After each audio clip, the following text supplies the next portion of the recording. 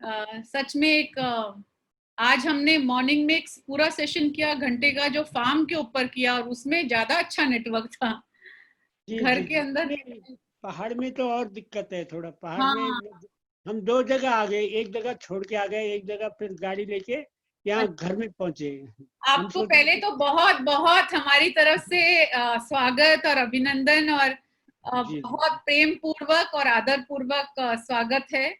आपको मैं 2-3 बार मिल चुकी हूँ विजय जी, और आपने इतना बढ़िया काम किया है देश के लिए, उत्तराखंड के लिए, बीच के लिए, बायोडायवर्सिटी के लिए। जी जी चिपको मूवमेंट हुआ या बीच बचाओ मूवमेंट हुआ, या कई कई ऐसे मूवमेंट्स हैं जिनमें उन्होंने पानी का कंजर्वेशन, बायोडायवर्सिटी का कंजर्वेशन, जी हर चीज में, हर मुद्दे में उन्होंने बहुत मन से, लगन से काम किया है। और मैं तो समझती हूँ कि सच में नमन की जरूरत है। I think all of us we need to go down नहीं नहीं, नमन तो his अकेले for नहीं the है। work he has done, really. इतना बड़ा सैक्रिफाइस देके ऐसा काम करना ये आसान काम नहीं है, तो हमारे लिए एक बहुत फक्र की बात है कि आप हमारे साथ हैं। विजय जी, थोड़ा अपने बारे में बताइए कि कैसे आपने ये बीज बचाओ आंदोलन में भाग लिया, और कैसे बीज बचाए, और किस तरह से आप इस उत्तराखंड में काम करते हैं इसको लेके। दरअसल मैं इसके लिए श्रेय अपने पहाड़ के किसानों और जो यहाँ के निवासी हैं, सामान्य निवासी, उनको देता हूँ। मैं असल में एक 70 के दशक में चिपको आंदोलन का कार्य करता रहा, और चिपको आंदोलन जब 70 के दशक में चला, हेवल घाटी से पर्यावरण की नई दिशा मिली, इसको एक नया दर्शन मिला। और वो कैसे मिला? चिपको आंदोलन का एक नारा निकला, क्योंकि चिपको आंदोलन की आरंभ में जो मांगे थी वो आर्थिक आधार पर थी, लेकिन जब दैवीय त्रासदियां हुई तो चिपको आंदोलन का एक नारा निकला, क्या है जंगल के उपकार, मिट्टी पानी और बयार, मिट्टी पानी और बयार जिंदा रहने के आधार। तो इस नारे ने, मिट्टी पानी और जो हवा का नारा निकला, इसने चिपको आंदोलन की दशा बदल दी। और ये आंदोलन 1980 के दशक आते आते 1980 में उत्तराखंड के हरे पेड़ों के व्यापारिक कटान पर 1000 मीटर से अधिक ऊंचाई के लिए बैन लग गया। तब प्रधानमंत्री इंदिरा गांधी हुआ करती थी। तो ये अब वो बैन अब भी चालू है, लेकिन ये नारा हमारे दिमाग में रहा। और जब हम लोगों ने खेती की, गांव में आके अपने माँ जी पिताजी के साथ खेती करने लगे, तो खेती में उस दौरान हाइब्रिड बीज आ रहे थे, खाद आ रही थी, कीटनाशक आ रहे थे, हमने उनका इस्तेमाल किया, मैंने भी किया। लेकिन मुझे एक झटके में ये लगा कि एक खेती जो है, जो नए बीज आ रहे हैं और खाद आ रही है, ये हमारी जीवन पद्धति के साथ एक खिलवाड़ है। भले ही उपज ज्यादा हुई, लेकिन उसने हमारे खेतों और हमारे फसलों को नशेबाज बना दिया। उसी तरह, ठीक उसी तरह जैसे शराबी आदमी होता है। तो अगली बार हमने उसका इस्तेमाल ही नहीं किया, खाद नहीं डाली, तो वही बीज लगाया तो उपज गिर गई, अगले साल और गिर गई, अगले साल और गिर गई, तो खटका लगा। तो हम बुजुर्गों के पास गए, हमने अपने पिताजी माँ जी से पूछा, और किसान बुजुर्गों से पूछा कि ऐसा क्यों हो रहा है। अरे उन्होंने कहा, आप लोग तो पेड़ों के बचाने की बात कर रहे हैं, हमारे पास तो बहुत तरह की धरोहर थी, बहुत तरह के बीज थे। तो बीज, जब से नए बीज आए हैं, लोगों ने पुराने बीज छोड़े और उन लोग, बस हमारे मन में यहाँ यहीं से एक बात निकली कि अब पुराने बीजों को ढूंढना चाहिए। तो कहाँ मिलेंगे पुराने बीज? आसपास देखा, जहाँ ग्राम सेवक था, ग्राम विकास अधिकारी, कृषि विभाग, साइंटिस्ट आ गए थे, वहाँ बहुत कम बीज थे। लेकिन उन दूरस्थ क्षेत्रों में हम गए जहाँ ये कृषि विभाग नहीं था और साइंटिस्ट नहीं थे और दूसरी सरकारी योजनाएं कम थी। तो वहाँ बहुत तरह की विविधता हमें देखने को मिली और हमें खुशी हुई। जिन बीजों के नाम हमारे बुजुर्ग ले रहे थे वो बीज हमें उस क्षेत्र में मिल गए। बस एक एक मुट्ठी बीज करके हमने इकट्ठा किया और उसको अपने खेतों में उगाने का प्रयास किया और फिर उन बीजों को बांटने का काम किया। तो यहीं से बीज बचाओ आंदोलन की शुरुआत हुई। जी। अच्छा, ये कौन से साल की बात है जरधारी जी? जी 80, ये बात है 85-86 की, 85-86 में। जी 1984, 85, 86 तभी आपने सारा शुरू किया। जी। तो ये जो उत्तराखंड में आज के तारीख में तो हमें दिखा कि लास्ट कोई 10-15 साल में इतने लोग खेती से अलग हो गए हैं। तो ये देसी बीज का जो आपने अभियान किया उसको आपने खेती में किस तरह से प्रोत्साहन दिया, उनको किस तरह से प्रेरणा दी खेती में जुड़ने के लिए इसके जरिए? क्योंकि मुझे क्या लगता है, धरती के साथ जब लोग अलग हो जाते हैं लोग, राइट, तो उनको छोड़ने में, किसानी छोड़ने में कोई कुछ नहीं लगता। लेकिन जब ये देखते हैं कि कुछ पारंपरिक है हमारे पास, कुछ ऐसा सोना है जिससे एक नया जीवन शुरू हो सकता है या धरती के अंदर एक नया लहर आ सकती है, तो लोग ज्यादा जुड़ते हैं। तो क्या आपको भी ऐसा लगा कि इसमें जितने लोग जुड़े हैं आपके साथ वो इसलिए जुड़े हैं क्योंकि उनको इसमें कोई एक नई आशा की किरण दिखाई दी?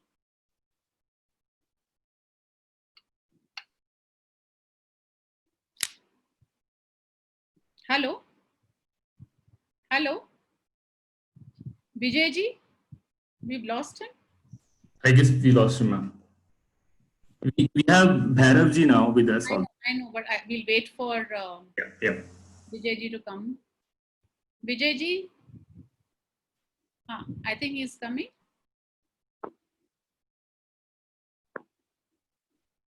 Vijay ji, nahi, can you just check whether he's coming or not?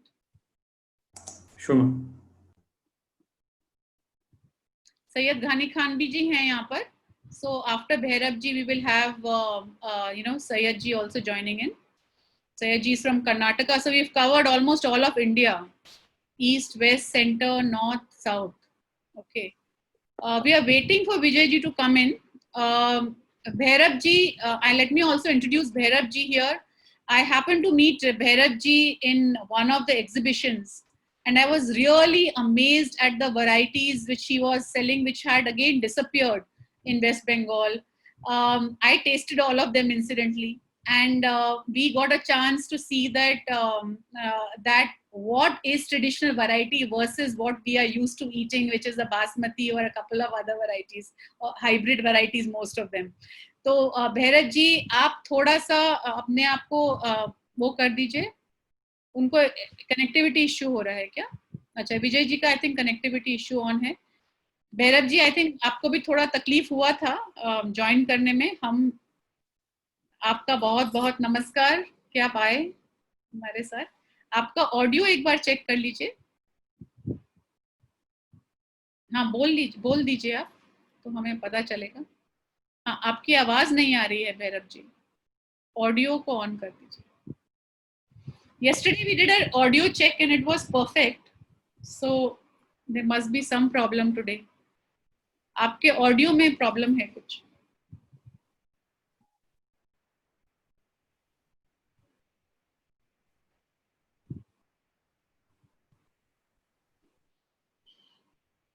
We have him unmuted, right? He's unmute and it is showing perfectly here.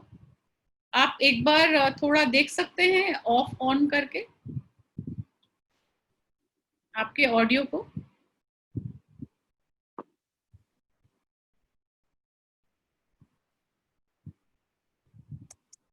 Bhairav ji, laptop में हेडफोन तो नहीं लगा रखा आपने? यदि वो लगा रखा हो तो हटा दीजिए। See if you can help him, Anupam. Sure. We'll move on to Syed.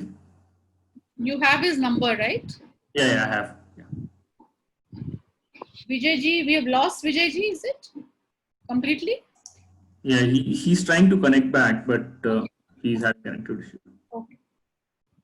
So as we are still waiting for Bhairav ji, Anupam, you can call him up and just check what could be the issue. Sayed ji is also here. Just call him up. Vijay sir is also back. Okay. This is tough for me, huh? It's musical chairs for me.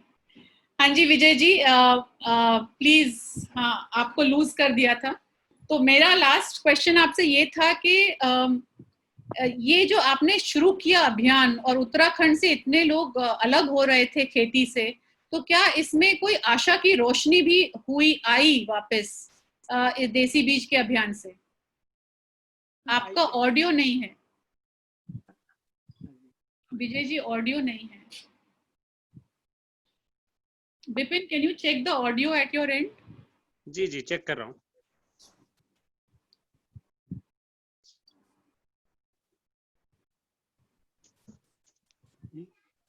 Anupam, in the meantime, just check on Bhairav ji's. नहीं, यहाँ से तो on है। हाँ जी, पहले बिल्कुल ठीक आ रहा था। जी, अभी तो मैडम ऑडियो तो ऑन है इसका। अच्छा, प्लीज कंटिन्यू। ऑडियो वीडियो दोनों ऑन है।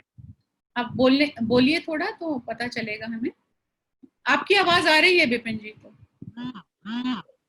हाँ जी विजय जी, हमें बिपिन जी की आवाज आ रही है, यानी कि ऑडियो तो ठीक ही होगा। विजय जी को आपको मेरी आवाज आ रही है विजय जी? ये Shri Ram, they are real heroes. कुछ कमेंट्स आ रहे हैं कि सच में आप ही सब हमारे हीरोज हैं, वाकई ही। और मेरा बहुत मन था कि ये लिविंग लेजेंड्स हैं, इनको हम सबके सामने लेके आए, और सच में आज मेरा तो सपना पूरा हो रहा है, इतना कह सकती हूँ। और मुझे लगता है बहुत लोगों का सपना पूरा हो रहा है। नहीं, आपकी आवाज नहीं आ रही है Bipin. We can hear you but we can't hear your father. Can you just check why?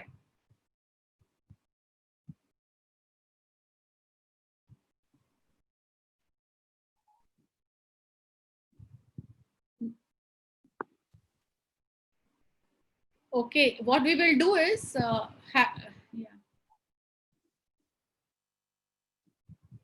Bipin, can you speak? Hello?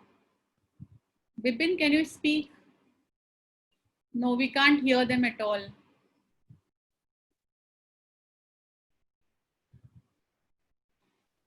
So, कल हम लोग बात कर रहे थे, कल बाबूलाल जी से बात हो रही थी, और बाबूलाल जी ने बहुत प्यार से बोला कि हाँ विजय जद्धारी जी को भी definitely it shows muted. It doesn't show muted here. Wait just a moment. Let me just check. हाँ, Vijay ji is muted, that's why. आप प्लीज अनम्यूट करिए अपने आप को। हाँ, अभी ठीक है, अभी अनम्यूट हुआ। यस यस जी जी हाँ जी, हाँ जी, हाँ बिल्कुल, अब बहुत बढ़िया। जी जी बोलिए, आप पूछ रही थी मुझे कुछ। हाँ, तो इसमें कैसे लोग जुड़े हैं आपके साथ, इसके बारे में थोड़ा। हाँ, मैं ये कहना चाहता हूँ, एक समय में जो हमारे पारंपरिक अनाज है, खासकर मंडुआ, झंगोरा, जो जिनको मोटा अनाज कहते थे, और बारनाजा था, इसको हंसे पर डालने का, सोयाबीन उगाने का कार्यक्रम चल रहा था। लेकिन आज हमें खुशी है और कि हम लोगों ने कहा नहीं, ये अनाज हमारी हेल्थ के लिए अच्छे हैं, ये बीमारियों को दूर करने वाले हैं, हमारे स्वास्थ्य, हमारे अपने लिए और अपने पशुओं के लिए अच्छे हैं, हमारी मिट्टी के लिए अच्छे हैं। बारनाजा में जो 12 तरह के अनाज होते हैं, मंडुआ होता है, उसके साथ रामदाना होता है, कुट्टू, फाफर, उगल होता है, गहत, भट, नौरंगी, तिल, भंगजीर, तमाम तरह की चीजें होती हैं, वो हमारे हेल्थ के लिए अच्छी हैं। और हमारी कुछ फसलें मिट्टी को भी अच्छी बनाने वाली हैं, और हमारे पशुपालन, उस खेती और पशुपालन का ये रिश्ता जोड़ती है। तो आप ये देखिए कि इसको हाशिए पर डाल रहे थे। आज हमें बड़ा हर्ष होता है कि भारत सरकार ने, हम कहते थे इनको मोटा अनाज मत कहिए, आप सबसे बारीक अनाज है मंडुआ, झंगोरा, ज्वार, बाजरा, कोदो, कुटकी, और उसको कहते थे मोटा अनाज। तो मोटा अनाज इसलिए कि गांव के लोग खाते हैं, जो लोग खाते हैं वो लोग गंवार, और जो लोग ये इनका अनाज मोटा अनाज। लेकिन आज हमें इस बात का गौरव है कि लोग इनको, भारत सरकार ने भी, जो हम कहते थे इनको पौष्टिक अनाज कहे, तो अब स्वीकार किया 2018 में कि इनको पौष्टिक अनाज कहा जाए, मोटे अनाज नहीं, अंग्रेजी में न्यूट्री सीरियल का। तो आज हमें अच्छा लग रहा है कि सरकार खुद कह रही है, और कोरोना काल में तो लोग कह रहे थे मोटा अनाज खाइए, जंगल के खान पान खाइए, सही तमाम सही। तरह के जो पौष्टिक अभी अनाज है, यही अनाज हमारी इम्यूनिटी को बढ़ाने वाली है। तो हमारे किसान भी इस ओर वापस लौटे, आपका बारनाजा वापस लौटा। ऑडियो ऑडियो थोड़ा सदियों सा का था। वॉल्यूम। बारनाजा का मतलब 12 तरह के अनाज, और 12 तरह के अनाजों का संस्कार कहाँ से मिला? तो जंगल से। विजय जी जंगल मैं में इतना, आप देखिए मैं सिर्फ इतना कहीं भी कहना एक चाहती तरह का हूँ। जंगल नहीं होता है, मिश्रित होता है, कुछ छोटी झाड़ियाँ होती आपकी हैं, आवाज पहाड़ नहीं आ है, रही है झील विजय है, जी। जड़ी बूटियाँ हैं, तमाम तरह की। ऐसी खेती में होना चाहिए हर तरह की चीज।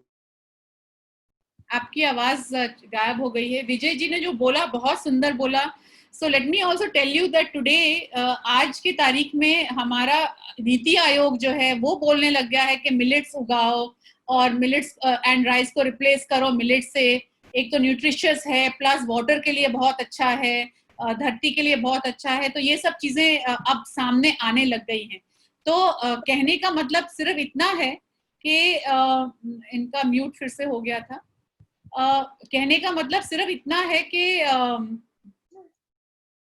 दैट जो अभियान विजय जी जैसे अपने सीट सेवर्स ने किया था 20 साल पहले, आज उसके बारे में अंडरस्टैंडिंग बढ़ रही है। So I think it is really been justified, what they did has really been supported, appreciated, justified, and we now have to, and consumers are now taking to millets in a very very big way. Dr. Khader Wali has been on the consumer end explaining to people why they should be eating millets. Suddenly all the farmers are beginning to grow. There is a millet mission which is very active in many parts of India. There is a smart food. तो बहुत सारे ऐसे शुरू हो गए हैं जिसकी वजह से अब ये जिसको मोटा धान्य कह रहे थे, ये अब वापस आ रहे हैं हमारे देश में। जी जी जी। विजय जी, अच्छा आपका कनेक्शन आ गया है वापस। हाँ जी जी जी। और इन अनाजों के साथ ज्यादा छेड़छाड़ भी नहीं हुआ, अभी ज्यादा इनकी हाइब्रिड प्रजातियां नहीं है, हाँ जी और अगर हैं भी तो वो टिक नहीं पाती हैं। जितनी ट्रेडिशनल प्रजातियां हैं, हमारी पारंपरिक प्रजातियां हैं, वो हाँ ज्यादा जी सर्वाइव होती है। और ये अनाज आप ही देखिए। हेलो। हाँ जी। हाँ, मैं ये भी कह रहा था, पहाड़ में बीज रखने के संस्कार सदियों से रहे हैं।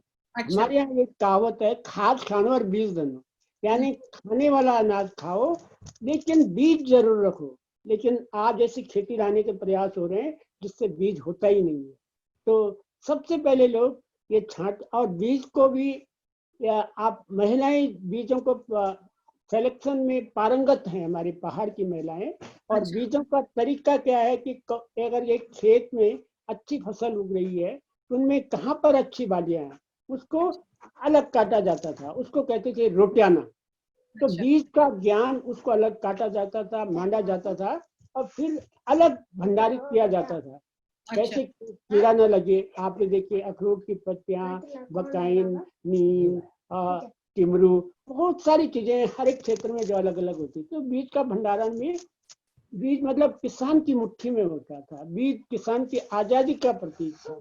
लेकिन वो आज की जो व्यवस्था आई, नई हरित क्रांति जो आई, उसने छीनने का प्रयास किया। तो हमारे किसानों ने उसे वापस लौटाने का काम किया। तो बीज धरती पर सबसे अनमोल अगर चीज है तो वो मिट्टी है। मिट्टी, लेकिन हमारे लोकगीतों में कहीं कुछ का इस दिन बिक जाएगा माटी के मूल, जैसे मिट्टी का कोई मूल्य नहीं। लेकिन सब दुनिया में अगर सबसे मूल्यवान चीज अगर कुछ है तो मिट्टी है, जिस पर तरह तरह की वनस्पतियां उगती हैं, तरह तरह की झाड़ियां उगती हैं। और फिर हम लोग भी उगे हैं। हम लोग जहाँ उगे हैं, हम लोगों को आसपास का ही खाना चाहिए, जो आजकल कहा भी जा रहा है। हमारे प्रधानमंत्री जी भी कह रहे हैं कि लोकल इज वोकल। लोकल, हम तो बहुत पहले से कह रहे हैं कि लोकल खाना, जब हम यहाँ पैदा हुए हैं तो प्रकृति ने हमारे आसपास ही तरह तरह की चीजें दी है। फसलें जो खेतों में उगाते हैं, जंगल जहाँ हमारे यहाँ काफल उगता है, किंगोरी, बमोर, तमाम तरह की चीजें, तो वो हमारे लिए है। और अगर हम ऐसी चीजें खाएंगे तो हमें किसी तरह के इंजेक्शन लेने, वो हमारी इंजेक्शन, वो हमारी इम्यूनिटी को बढ़ाने वाला, हमारे को एक तरह से टीका देने वाला, बीमारियों का टीका है। मैं तो बार बार कहता हूँ, असली बीमारियों का टीका हमारे आसपास उगने वाली फसलें और हमारे आसपास उगने वाले फल, जड़ी बहुत बूटियां। सुंदर बोला, बहुत सुंदर बोला। आपका विजय जी थोड़ा सा बताइए कि आपने कितने बीज कलेक्ट किए हैं, कितने वैरायटीज कलेक्ट किए हैं, उसके बारे में थोड़ा सा बताएंगे। जी, इसके असल में धान की हम लोगों ने 350 वैरायटी का शोध किया है कि हमारे पहाड़ में कितनी तरह, और ये मेरा नहीं है अकेला, हमारे बीज बचाओ आंदोलन की जो टीम है, जो पुराने चिपको आंदोलन के कार्यकर्ता हैं, जो हमारे किसान के साथी हैं, हमारे कुछ साथी दिवंगत हो गए, जैसे कुंवर परसून है, अभी धूम सिंह ने की हमारे साथ काम कर रही एक महिला है, सुदेशा देवी है, बचनी देवी है, जिन लोगों ने बहुत बड़ा प्रयास किया।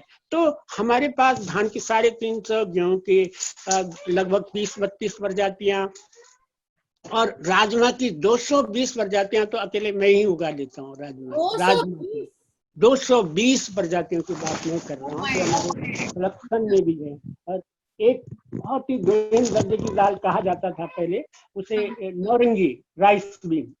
राइस बीन की नौरंगी इसलिए नाम दिया होगा कि नौरंग देखे होंगे किन्होंने, लेकिन हमने उसके करीब 25-30 कलर के अलग साइज में, रंग में, उसके गुण में सारे वो ढूंढ लिए। तो ये क्या चीज है? के लगभग नौरंगी की दाल जो राइस बीन है। इस तरह रागी है, मंडवा, हम कोदा भी बोलते हैं, मंडवा भी बोलते हैं उसी को, उसकी 12 वैरायटियां। झंगोरा जो बार्नयार्ड मिलेट है उसकी 8 वैरायटियां। चीना की तो 1 ही वैरायटी है। कौनी, कंगनी, फॉक्सटेल मिलेट है, उसकी 3 वैरायटी हमारे पास उपलब्ध है। गहत एक हॉर्स ग्रेन होता है, उसकी 4 वैरायटी है। भट्ट जो ट्रेडिशनल सोयाबीन है, उसकी भी 5-6 वैरायटी हैं। तो इस तरह दलहन तिलहन सब मिला के लगभग 500 वैरायटी हम हमारे पास उसका।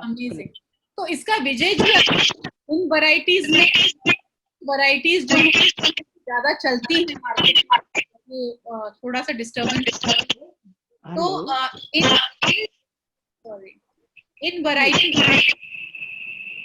मैं बोलती हूँ तो थोड़ा disturbance, in variety I am not able to get, थोड़ा डिस्टर्बेंस जी। तो मैं ये समझना कि कैसे इनको डिस्ट्रीब्यूट कर सकते हैं। तो अगर हमें इनको डिस्ट्रीब्यूट भी हम करते हैं कि स्थानीय स्तर भी पर करते हैं, और दूसरे राज्यों में भी मंगाते हैं। हम ज्यादा नहीं देते हैं कि हम किसी को 10 किलो दे दें, हम कहते हैं हम 1 मुट्ठी आपको दे सकते हैं, और 1 मुट्ठी को सरप्लस आप ही को करना है।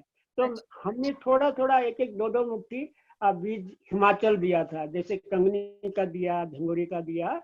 लेकिन मुझे बड़ी खुशी है, वहाँ पर नेकराम शर्मा जी हैं, तो उन्होंने, नेकराम जी ने वहाँ पर उसको सरप्लस करने का काम किया, और इतना ज्यादा आसपास फैला दिया चीना, झंगोरा, कंगनी और मंडवा को, कि उनको फिर कूटने की प्रॉब्लम हो गई, इसको झंगोरा और कंगनी को। तो उन्होंने कहा हमारे यहाँ मशीन ही नहीं है। तो फिर यहाँ मैं नेकराम जी को मिली और उनका काम देखा। जी, वो यहाँ से फिर रिस्केट से मशीन ले गए, यहाँ से कूटने की मशीन, झंगोरा कंगनी कूटने की। अच्छा, जी। उन्होंने मेरे सामने किया था ये वाला। जी। ये तो हमारे सामने बहुत खुशी की बात है हमारे लिए। बहुत ही बढ़िया। नेकराम जी को। तो विजय जी थोड़ा डिस्टर्बेंस आ रहा है। हाँ, बहुत दिक्कत हो रही है। आपको आभार क्या आए। अरे धन्यवाद। यही कि मैं एक बात कहना चाहूंगा, लोगों को कुछ ना कुछ अपने आप भी करना चाहिए, क्योंकि खेती जो है मिट्टी से उगेगी, मिट्टी को बचाने का काम चाहिए। और अपने खाने के लिए कुछ नहीं तो गमले में तो कीजिए। आप जो लोग शहर में रहते हैं, गमलों में अगर आप एक दिन के लिए कुछ खा लेते तो बड़ा आनंद आएगा, और वो आपकी इम्यूनिटी को बढ़ाएगा। बिल्कुल, तो कुछ न कुछ अपने लिए पैदा करना चाहिए। नहीं, ये जारी है बिल्कुल पूरे जी। शहर में। लोगों को अभी शौक है करने के लिए। जी थोड़ा सा डिस्टरबेंस का इश्यू है